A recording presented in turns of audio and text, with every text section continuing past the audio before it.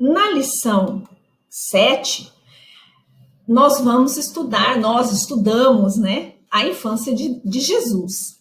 A obediência é agradável a Deus, nosso Pai Celestial, e também a nossos pais naturais.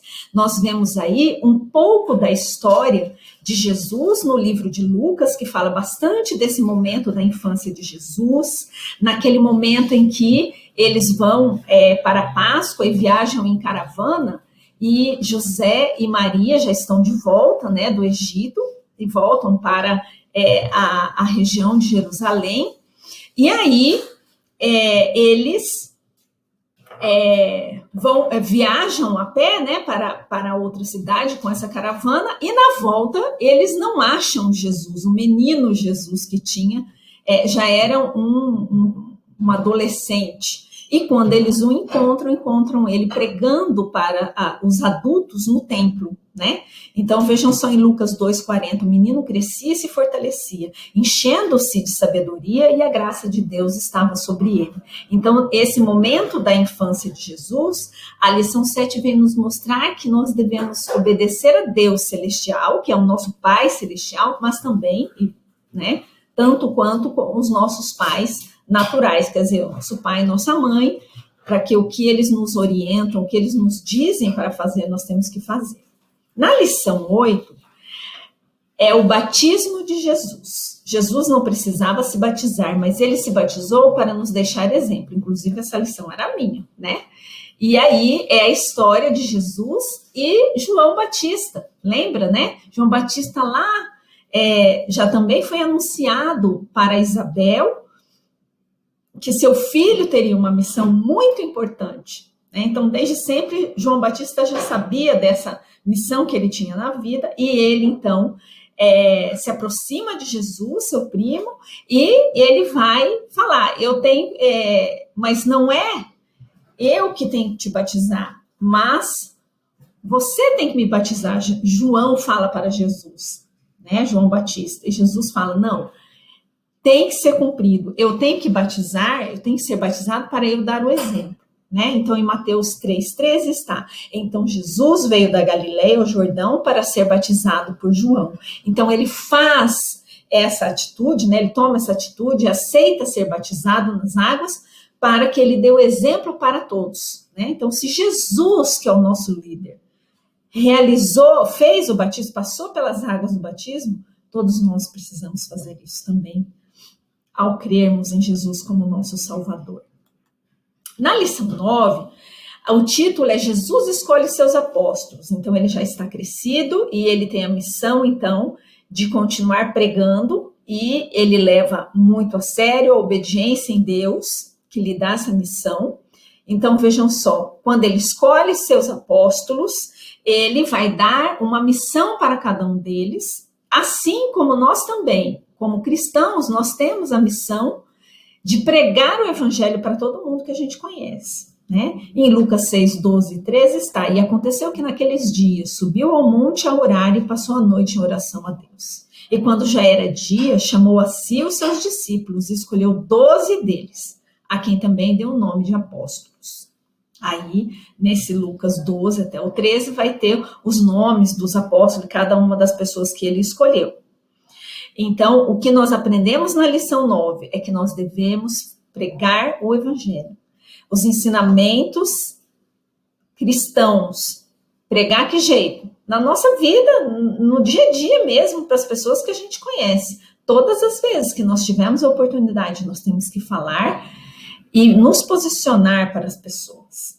Às vezes, marcando, sim, um estudo, mas também no dia a dia, né? De forma muito simples e espontânea, convivendo com as pessoas. Na lição 10, Jesus celebra a última Páscoa.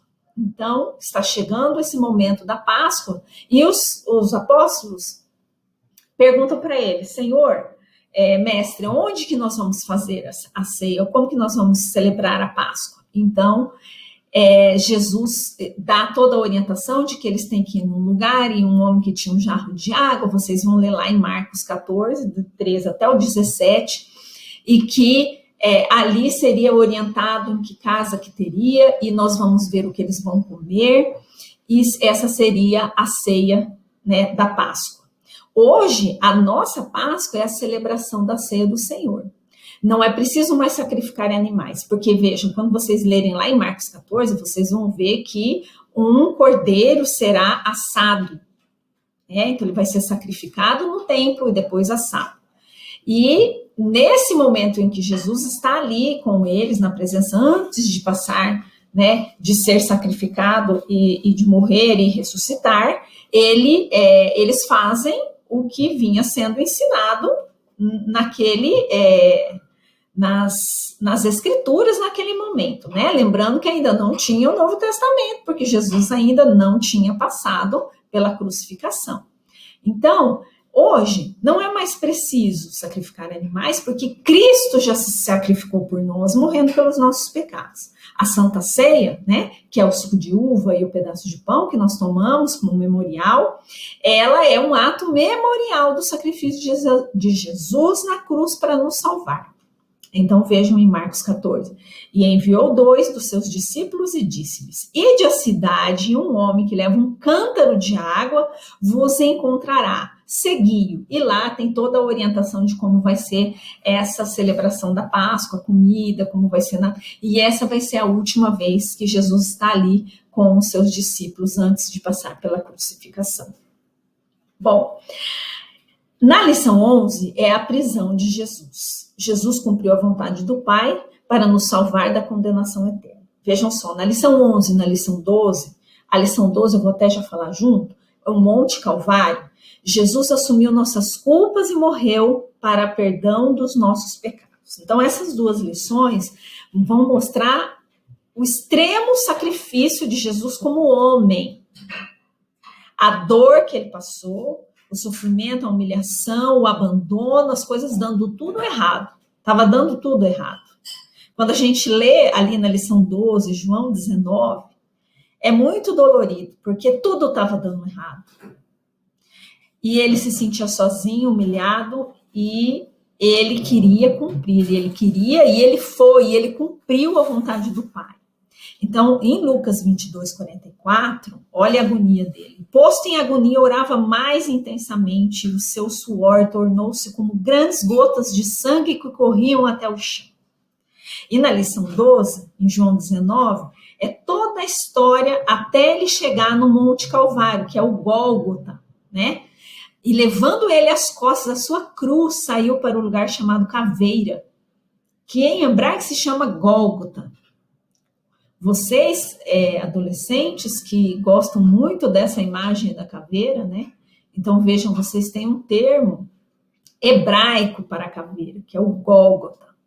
Onde o crucificaram era um lugar, e com ele os outros 2, um de cada lado e Jesus no meio. Então, é muito angustiante ler esse momento. Quando eu preparei a lição, o que me veio à mente, no coração, assim, foi como as coisas estavam dando errado. Então, percebam, agora nós vamos ver aqui, na nossa lição, que é a última, é o final da revista. Olha o título da lição 13, o túmulo vazio. A ressurreição de Cristo é a base fundamental da fé cristã. Mas eu vou voltar um pouco aqui. Nós temos nessa revista, desde o anúncio da promessa de Deus para a vida das pessoas, a gente enxerga o grande amor que Deus tem por nós, depois a profecia se cumprindo, uma pessoa que vem, que é João Batista, que é muito importante na vida de Jesus, que vai anunciando, e ele com extrema humildade, ele não se vê digno de batizar Jesus, e ocorre o batismo para exemplo da gente. Então, olha, isso tudo que foi acontecendo e que foi registrado nas Sagradas Escrituras, que é a Bíblia, está dito para nós aprendermos. Então, o que nós temos de exemplo desde o começo? Nós temos uma linda história que vem desde o passado. Hoje, eu vi uma propaganda, televisão, hoje em dia, nós somos convidados a esquecer o passado. Mas nós não devemos esquecer o passado. O passado é muito importante. Não para a gente ficar sofrendo só, mas é um memorial. Então, vejam só,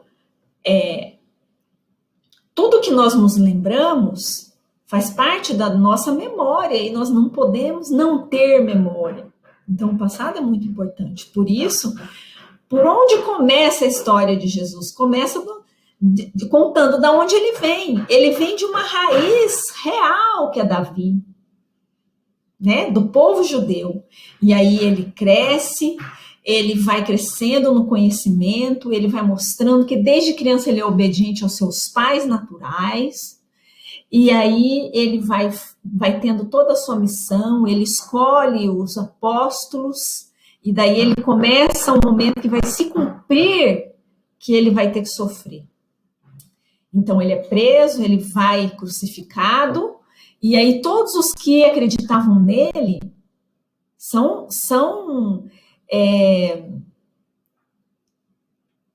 perguntados, né? Nós lemos na Bíblia que muitas pessoas desafiam esses cristãos ali no momento e falam, puxa, mas o seu rabi, o seu mestre, falou que ia mover pela fé, ele faz milagre, então por que ele foi morto assim, tão humilhantemente, né, como os outros?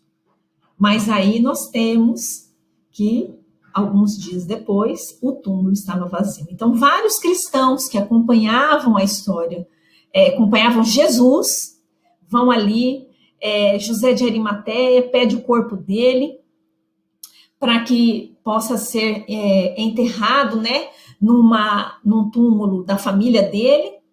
E aí as mulheres no dia seguinte vão ali, encontram o anjo em cima da pedra, que tinha movido a pedra, e aí também tinham os guardas que o rei tinha falado, né, para cuidar ali, porque José de Arimateia tinha pedido para ficar com o corpo, e acharam por bem deixar alguns guardas. Os guardas também ficaram perplexos e morrendo de medo daquele sobrenatural, que tinha um anjo em cima da pedra, que tinha dado um terremoto ali na hora, e as mulheres chegam para passar um unguento, né, no corpo morto de Jesus, o mestre delas, e aí elas chegam ali e Jesus não está, né? Ele não está aqui, eu vou ler Mateus 28:6, porque já ressuscitou como havia dito, vinde, vede o lugar onde o Senhor jazia. O que é jazia? Que ele estava, não está mais, no dia seguinte,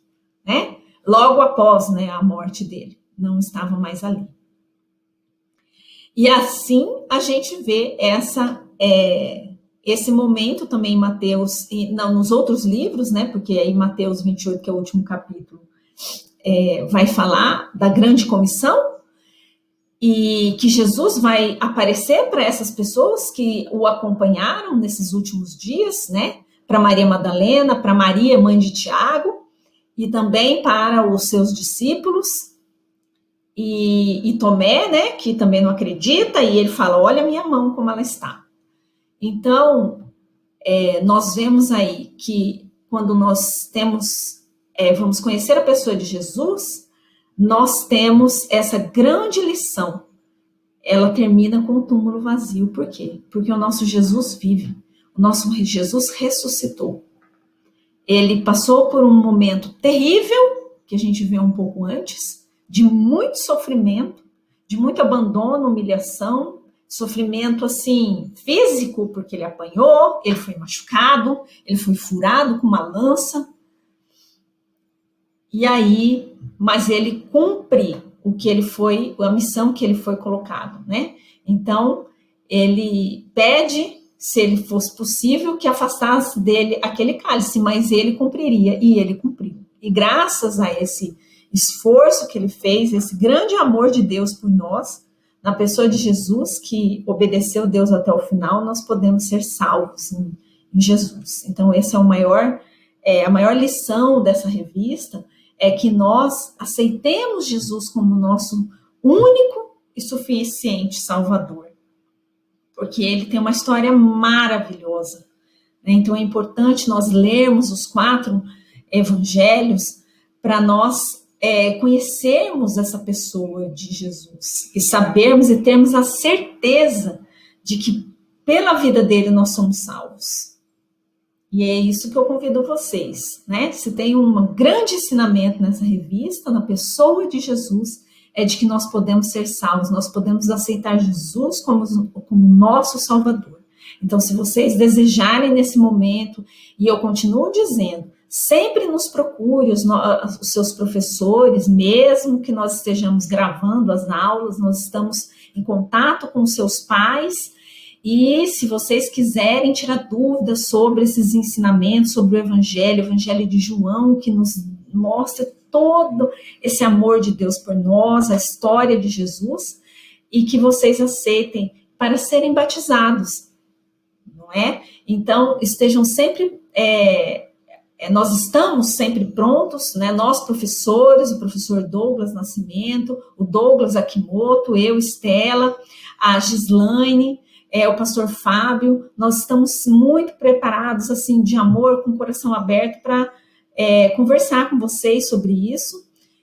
E se vocês quiserem fazer essa oração nesse momento que estão escutando e assistindo essa aula, né, em qualquer horário que seja, que vocês aceitem, façam uma oração, se arrependendo dos seus pecados, olhem o coração de vocês e nesse exemplo que Jesus nos deixou, e aceitem Jesus como Salvador de suas vidas. Essa é a minha oração por vocês, em nome de Jesus.